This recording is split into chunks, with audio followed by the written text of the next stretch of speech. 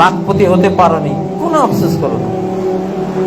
একটা বিল্ডিং এর মালিক হতে পারোনি, কোনো দুঃখ করো না। তুমি একটা ফার্স্ট ক্লাস রেজাল্ট নাই তোমার, কোনো আফসোস করো না। তোমার একটা গাড়ি নাই, কোনো দুঃখ করো না।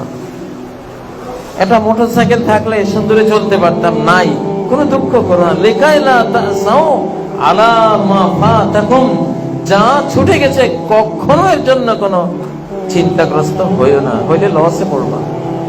পৃথিবী কিছু না পেলে এটা এই যোগ্য নয় যে পৃথিবীর কিছু না পেলে সেটার জন্য তুমি কাঁদবে, দুঃখ করবে, এই যোগ্যতা পৃথিবীর কোনো জিনিসের নাই।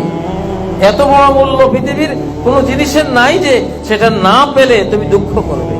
তুমি এত বড় মানুষ, এত বড় মূল্যায়ন তোমার, আশরাফুল মাখলুকাত, কুল মাখলুকাতের চেয়ে তুমি এতটা বড় যে এই পৃথিবীর কিছু না পেলে তুমি একটু দুঃখ করবা। আল্লাহ বলতেছেন তোমার জন্য উচিত হয়, তুমি এর চেয়ে কত বড়।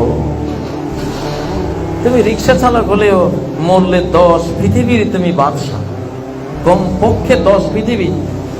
সবার পরে যে জান্নাতে যাবে, সবার চেয়ে ছোট জান্নাতি যে, সেও 10 পৃথিবীর বাদশা। কি হারালে তুমি?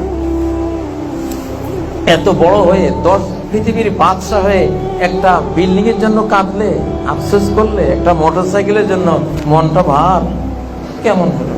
তোমার শানে এটা মানায় না। ওয়ালা তাফরাহু বিমা আতাকুম, পৃথিবীর কিছু পেলেও এর জন্য আনন্দিত হয়েও না। সারা পৃথিবীর বাদশা হলেও আনন্দের কিছু নেই। সারা পৃথিবীটা যদি মূল্যায়ন করা হয়, মূল্যায়ন করতে যদি দেয়া হয় ওই আল্লাহর কাছে, যিনি এই পৃথিবীর স্রষ্টা, পৃথিবীর কি মূল্য হতে পারে?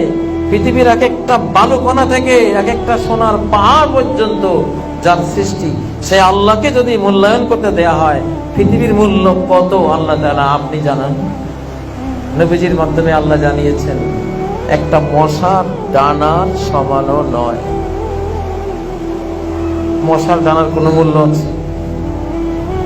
কোনো মূল্য নেই। মুসলিমরা জাহাজের মতো পানির উপরেই চলে, কিন্তু ভেতরে পানিকে প্রবেশ করতে দেয় না। আমরা দুনিয়ার উপরেই চলব, দুনিয়ার ব্যবসা বাণিজ্য, দুনিয়ার সকল পাওয়ার নিয়ে চলব, কিন্তু দুনিয়াটা অন্তরের ভেতরে ঢুকতে দেব না, মোহগ্রস্ত হব না, দুনিয়ার জন্য পাগল পারা হব না। আপনার মনোজগতে পৃথিবীটা নাথিং থাকবে, দেহের জগতে পৃথিবী আছে, থাকো। সাগরের জাহাজের মতো সে পানির উপরে ভাসে, সাগর মহাসাগরের উপরে ভাসে, কিন্তু এক বিন্দু পানিও তার পাটাতন ভেদ করে, তার তলা ভেদ করে ভিতরে ঢোকার অনুমতি নাই। নৌকাতে ঢুকলেও জোর করে ঢুকে, আবার সেচে ফেলে দেয়। ঢুকলি কেন? এই জন্য সেচে ফেলে দেয়।